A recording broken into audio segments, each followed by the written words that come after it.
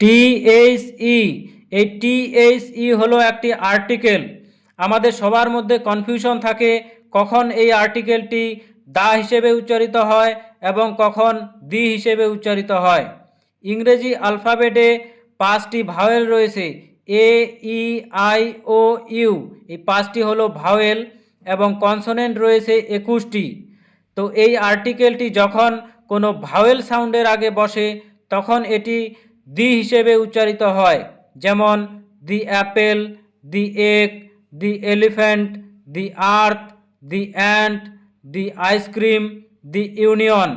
এবং যখন এই আর্টিকেলটি কোনো কনসোনেন্ট সাউন্ডের আগে বসে তখন এটি দা হিসেবে উচ্চারিত হয়, যেমন the mango, the boy, the cow, the sun, the ball, the dog, the cat.